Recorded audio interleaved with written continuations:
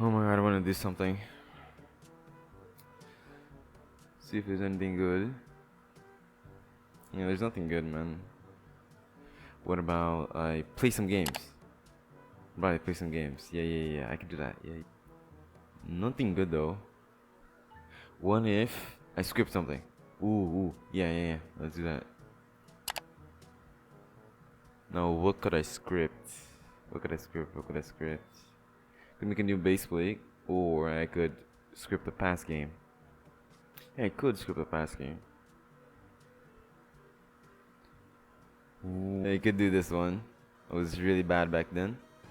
Now I'm really good though. Yeah, why not? Yeah, let's do it.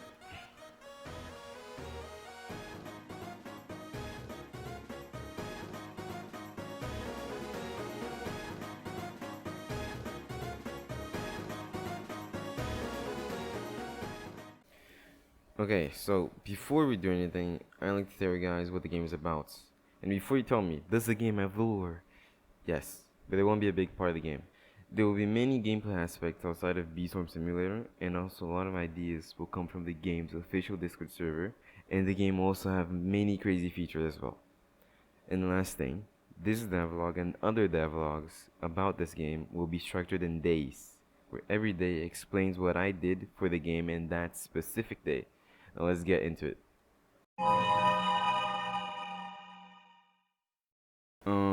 This isn't day one. Well, it could be, but as you can see on the top left, I have an inventory and settings window. On my character, I have a collector. On the bottom, I have a hotbar, and on the top right, I have the buff window. Since there's no recordings of me making these, I'll just give a brief overview of what they do. The inventory stores the items for the game and has the ability to use items via the hotbar. Only the hotbar. The settings window shows every single in-game stat there is. Later in the future, I'll put codes and stuff in here, but for now it only shows the stat. The collector is pretty self-explanatory. You just click and boom, you got pollen. The buffs window on the top right shows all the buffs you currently have, and that's it. For this day though, I only worked on the bees. Apart from that, I worked on the bees AI, making them collect pollen.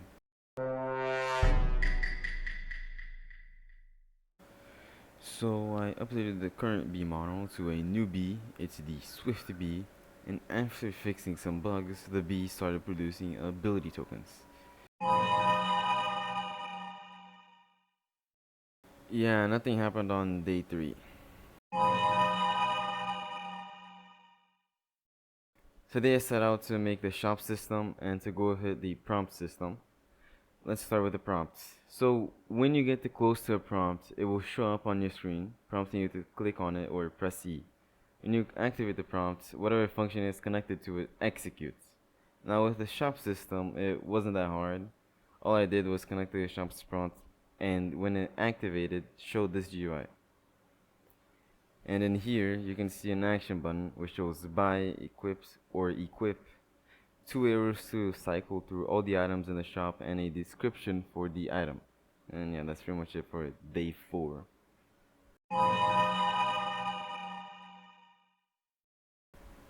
In day 5, I work a bit on the shop system, adding data saving to it, and a pretty simple system for equipment. Equipments are like things like backpacks and boots and stuff. In this day, I also started work on the quest system, the one which will be the most annoying by far. And after making a very simple dialogue GUI and hooking up to a prompt connection, I got dialogue working for the quest system. After this, I made the quest GUI that would show all the quests you have.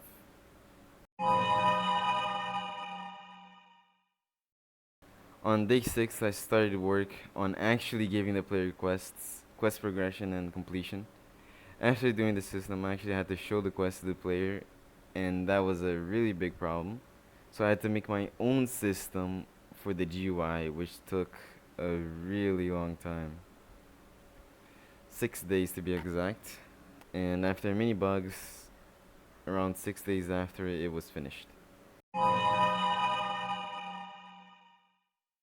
So on day 13, I made a Hive model to make a new bee system, a completely new bee system. Because the old one was really bad, it was not that good. It was also really old and outdated.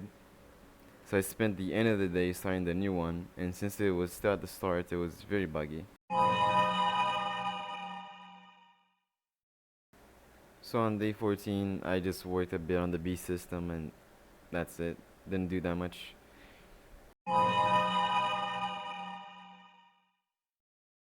Now on day 15, I finally finished the B system. It was working really well and much better than the old system. Now I improved the hive, and also I added a new item called the Rural Jelly, which just transforms the current bee into a new bee. And next I also added a new bee called the Abnormal Bee, which just gives you some stat buffs. And also I added support for glorified bees. Now you might be asking, what is a glorified bee? A glorified bee is a bee which has boosted stats, and some even have better abilities or even new ones. So I once had another new bee, and the name of this bee was Delta Bee. So it's just a bee which gives you honey based on how much pollen you collect in a short time period.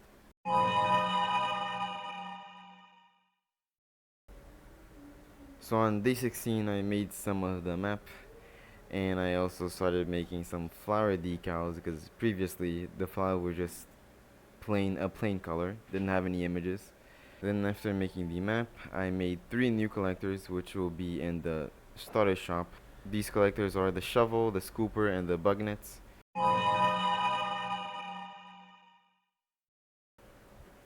So today I forgot to record the starts of the day, so I already made the quest giver for the map, and the quest giver is a brown bear.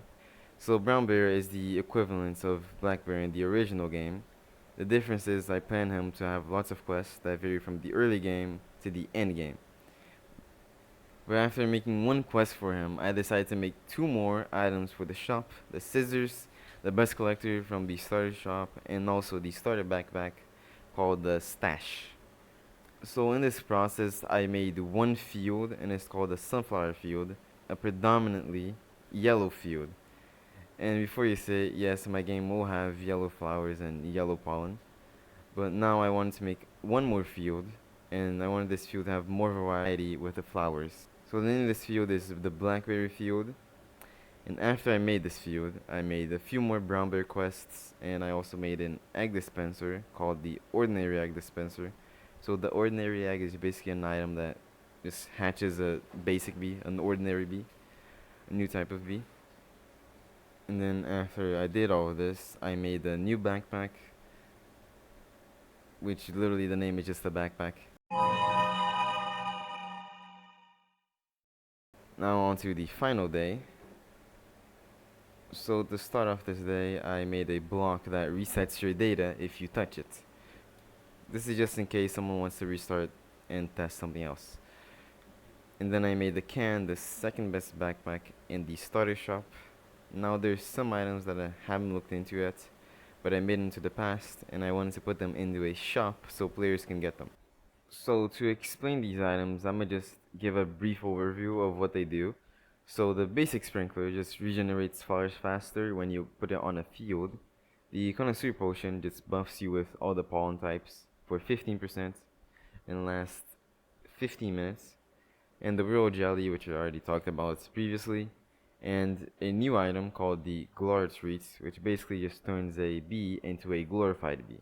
So after I made this shop, I made a new backpack, the best backpack for the starter shop.